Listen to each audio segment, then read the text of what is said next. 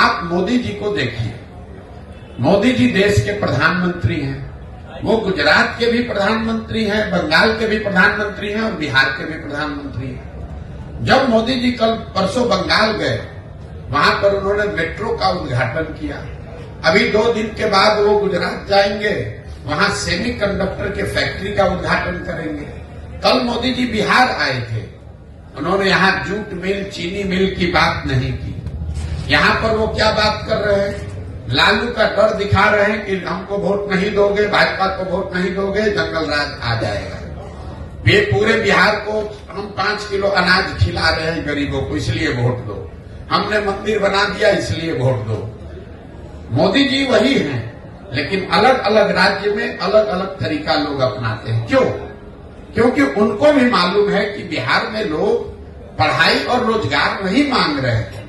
बिहार में लोग 5 किलो अनाज मांग रहे हैं, हिंदू मुसलमान मांग रहे हैं, जाति मांग रहे हैं। तो आपको जातिगत जनगणना मिला। जो चीज आप लोकतंत्र में मांगेंगे वही तो मिलेगा। हम लोग इस पर चिंता करते हैं कि वोट किसको दिया जाए। मेरी अपनी 20 वर्ष की समझ है कि किसको आप वोट देते हैं ये जरूरी नहीं है।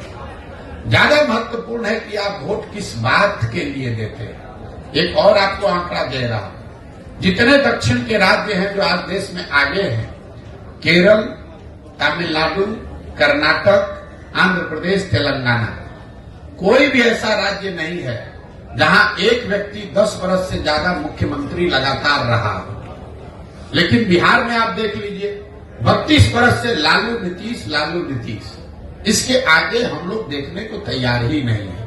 ये इसलिए है कि जाति धर्म के नाम पर बंधुआ मजदूरी हो गई, एक आदमी बन गया, अब वो और उसके बच्चे ही यहाँ पर आगे चलाते रहेंगे। तो नई हवा, नई सोच, नया प्रयास हो नहीं रहा है। इसलिए नहीं हो रहा है कि समाज उसके लिए वोट नहीं कर रहा है। तो जब तक आप समाज में ये सुधार नहीं लाएंगे कि मेरे भाई तुम पाकिस्तान और पुलवामा के लिए वोट दे रहे हो, जबकि तुम्हारे बच्चे जाकर गुजरात में, तमिलनाडु में मजदूरी कर रहे हैं, तो तुम्हारा भला कैसे होगा। जितने मुसलमान समाज के लोग हैं, मैं 18 महीना से पैदल चल रहा हूं, 5000 से ज्यादा गांव में जाने के बाद मैं रोज मंच से कहता हूं कि दलितों के बाद सबसे ज्यादा गरीब, बदहाल, फटेहाल अगर कोई बिहार में है तो मुसलमान है। लेकिन 32 साल से मुसलमानों ने लालटेन का साथ नहीं छोड़ा है। इस 32 साल में मुसलमानों ने कभी ये नहीं पूछा लालटेन से कि आप सड़क मंत्री हैं तेजस्वी जी, हमारे गांव में सड़क क्यों नहीं बना।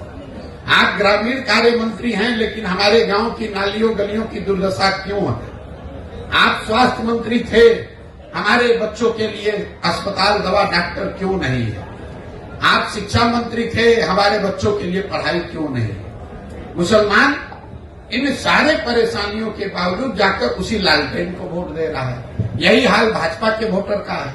कोई नहीं पूछ रहा है मोदी जी से कि भाई आप देश में इतने बड़ी बड़ी बात कह रहे हैं, बिहार की बंद चीनी मिल, जूट मिल कब चालू होगी ये बताओ। आप बताइए, देश में कौन ऐसा उद्योगपति है जिसको अगर मोदी जी ये कह दे कि तुमको बिहार में जाकर चीनी मिल लगाना है और उसका हिम्मत है कि वो कह दे कि नहीं लगाएंगे। फिर मोदी जी ने ये क्यों नहीं कहा? इसलिए नहीं कहा कि उनको मालूम है कि ये काम करे चाहे न करे, बिहार की जनता हमको मुफ्त में वोट देगी ही देगी। उनको मालूम है कि बिहार की जनता भाजपा को सिर्फ एक बात पर वोट देगी, लालू का डर दिखाते रहो, वोट बोड़ा में लेते रहो। मंदिर और अनाज की बात करते रहो, लोगों से वोट लेते रहो। इसी तरह लालू जी को पता चल गया है कि मुसलमानों के लिए काम नहीं करना है, उनको सिर्फ भाजपा का डर दिखाते रहना है। ना उनको भागीदारी देनी है, ना हिस्सेदारी देनी है, उनको किरासन तेल बनाकर अपने लालटेन में जलाते रहना है। मुसलमान अपना और अपने बच्चों का भविष्य जला रहा है। लालटेन की रोशनी लालू जी के घर में हो रही है, मुसलमानों के घर में नहीं हो रही है। लेकिन अगर ये बात मुसलमानों को नहीं समझ में आएगी तो कैसे कोई सुधार ला देगा। कोई एक प्रशांत किशोर आ जाए कि 10 प्रशांत किशोर आ जाए। इसीलिए हमने दल नहीं बनाया है, इसीलिए हम वोट नहीं मांग रहे हैं। हम ये कह रहे हैं कि नहीं, पहले आप समझो, आप खड़े हो। अगर आप अपने बच्चों के लिए खड़े होगे तो प्रशांत किशोर आपकी मदद करेंगे। आपको लग रहा है कि हम कुछ नया काम कर रहे हैं। हम अपने दिमाग में वही काम कर रहे हैं जो पहले कर रहे थे। पहले मैं दलों को, नेताओं को सलाह देता था, उनको ये बताता था कि किस तरीके से संगठित होइए, किस तरह से अपने दल का गठन कीजिए, किस तरीके से चुनाव का प्रचार कीजिए, किन मुद्दों की बात कीजिए, कैसे भाषण दीजिए ताकि आप जीत कर आइए।